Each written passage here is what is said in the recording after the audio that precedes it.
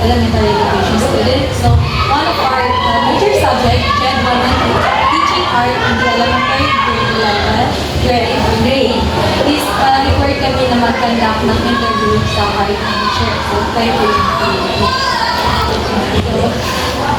So before we start, ma'am, may I know your name and grade level na teacher?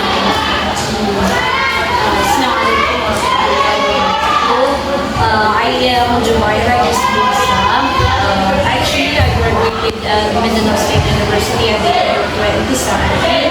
I took my Bachelor of Art major in Filipino, and I am currently taking my master's degree at the same college and the university. And I am handling high school and elementary as now.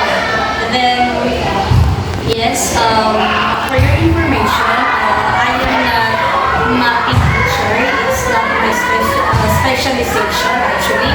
So, basta nakatanahan na magturo ako ng mapping. Maybe. Thank you. Ma'am, so let's start. Yes, ma'am. So the first question now is, what are the issues and challenges you encountered when you are teaching art? Actually, marami po siyang pagsubok, especially po sa, let me say, sa art and sa music.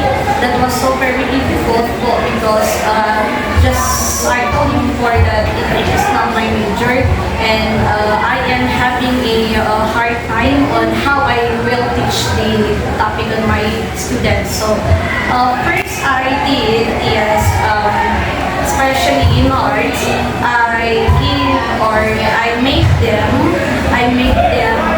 draw, or I give them some pictures po na they were going to copy, or they were going to copy or analyze that picture, and right after that they were going to draw about that picture.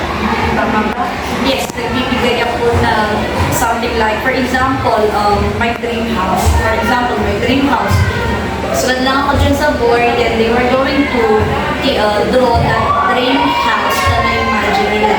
So, it's really hard kasi nga ang maraming bata na hindi naman talaga into it doon sa pag-drawing. May ibang bata na okay lang, makadraw. May bata naman na talagang binibigyan niya ng malaking oras yung pag-bubuhin. Okay, ma'am. So ano po yung mga strategies or practices po na ginagawa niyo? Actually, naubusan tayo ng strategy as a teacher. So, we make ways, just like, for example, is pinapa-assignment ko